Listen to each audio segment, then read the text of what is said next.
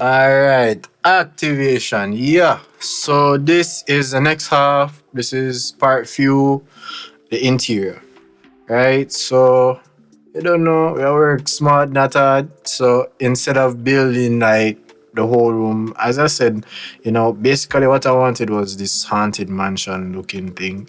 So I just got this. I guess I would say this wall from Sketchfab. It kind of fitted the exterior of the greenhouse from the other scene. So instead of going and trying to replicate it or creating or using even that same model and having to scale it up or anything like that, I just got this wall from Sketchfab, created basically a cube. So what I did was I created some planes. Bam, created this wall, bam, created this wall, created the floor, created the roof, and then added textures to each so that when you zoomed in or would be close up to the wall, you'd see the texture. So added this part here, gave it the color, the same kind of color of the house, and you'd see that the final render didn't start until maybe it was right about here. So it would still have given you the illusion that you would be flying through the same window. So all right, let's move directly inside. So inside here, you have these things. Basically, I just got all of these models from Sketchfab and placed them in the scene. I got a floor texture, placed it in the scene. Got this matte texture, placed it in the scene. Then I went over to, and as you can see, guys, this project is moving way, way, way better.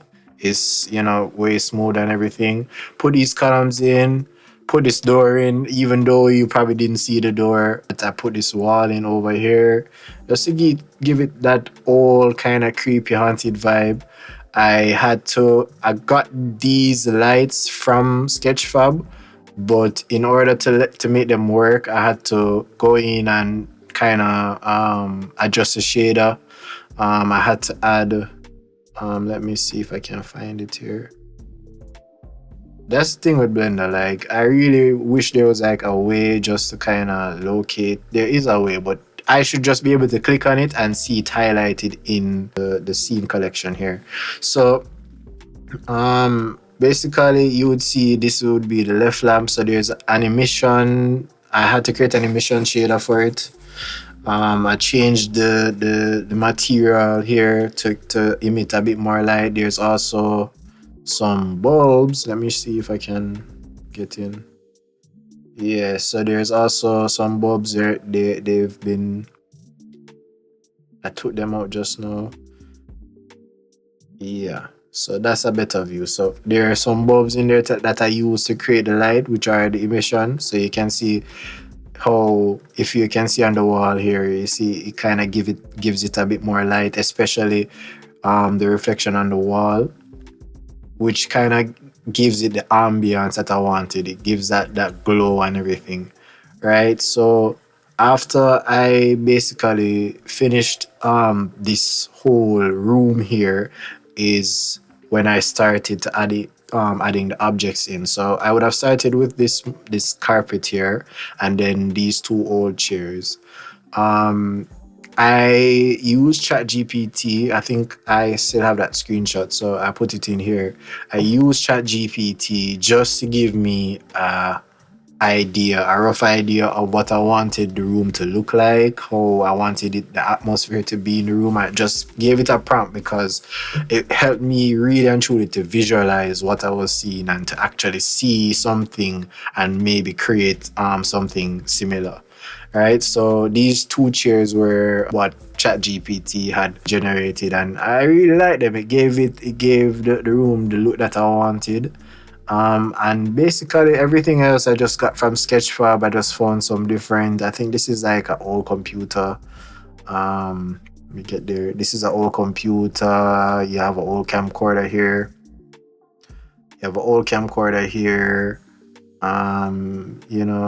It's a bit out of focus now because of where I set the focus for the scene.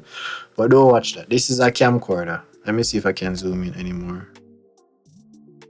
Yeah, the zoom and scroll and blend in Blender is pretty weird. Retro radio somebody made, it's like a Sony radio. It's pretty cool. Um, has no real use in the scene, but I really just like the look of it. Then I added, some speakers and stuff like that. I added some speakers. This radio has an animation that moves. I'm not sure why it's not moving now. Some of the screens are pink. Don't watch that because I think the videos that would have been added to the screens, they are no longer there. They got deleted. Yeah, as I said, I did this project about 2 months ago. I started it about 3 months ago. So, you know, as work demands, I have to kind of delete some of the stuff. So, yeah.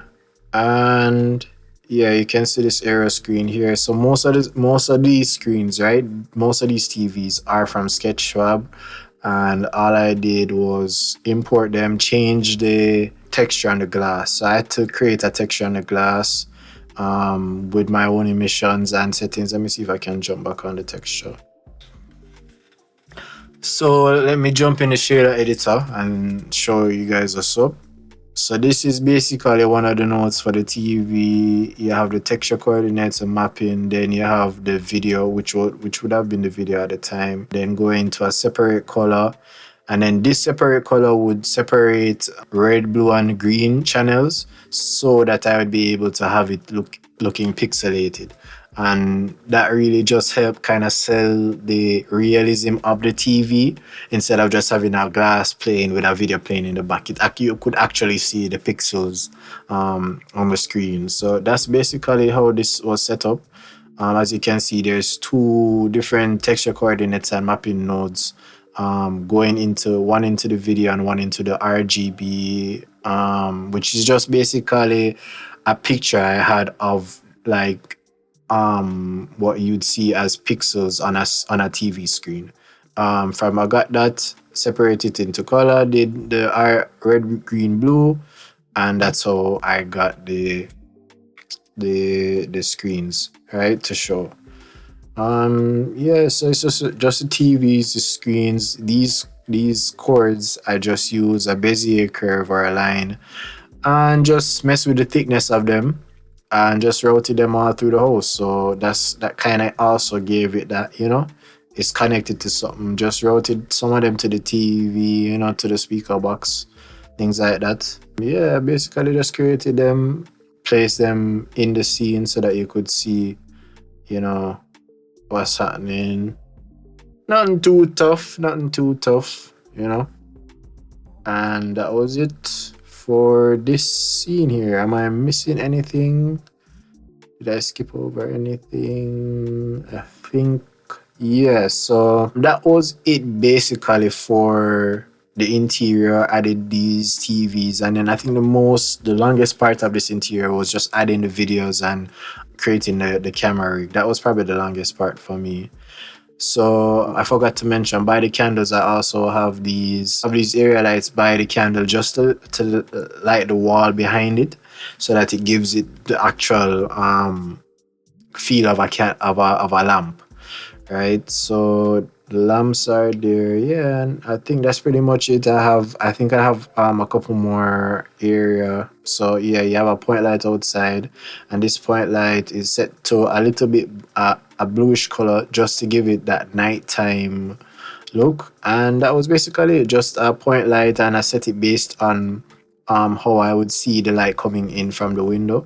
So if we go to the final render, and as I said, some of the stuff are pink, so you're gonna see like a pinkish fog here, but it's just because the videos are gone. So now you can see what the light is doing. I also added some fog. Let me jump into the interior.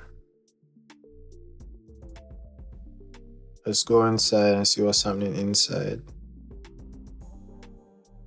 All right, so you can see here, right? You can see the blue light coming in from outside. You can see like the shadows and everything that it creates. The fog really helped to kind of soften the image and diffuse the light a bit and bring it, across the places where it wouldn't normally reach.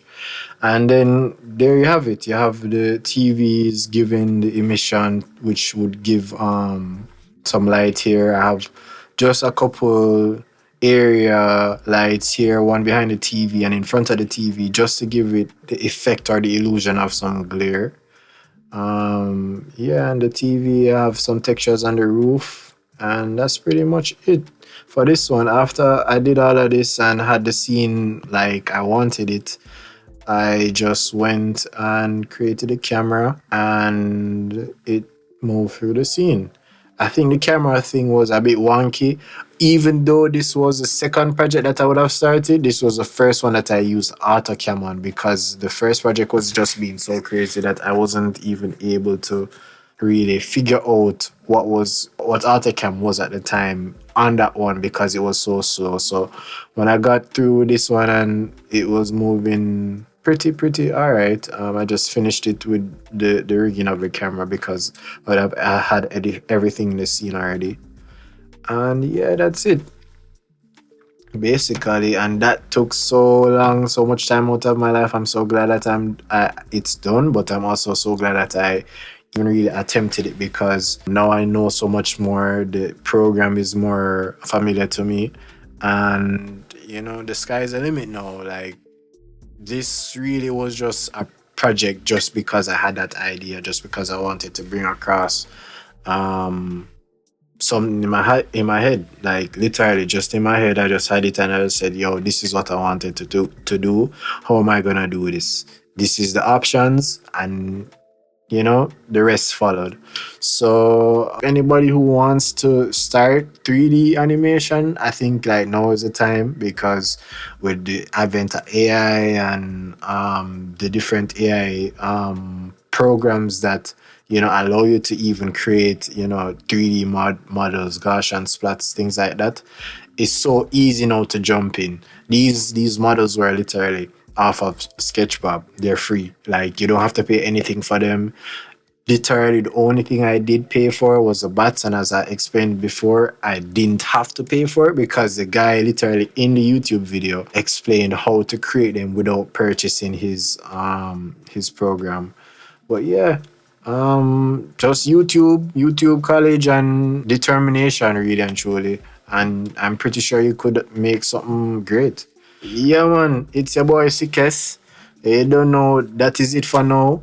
Stay tuned because we're going to have way more content dropping. You get me this year, man. Me, I do more content for you. See me, make sure I say I wanna keep on entertain and thing. And yeah, that's basically it. So I might drop this Blender project in my bio, depending on how the file is moving. But yeah, that's it for now. Stay tuned. Pick up on yourself.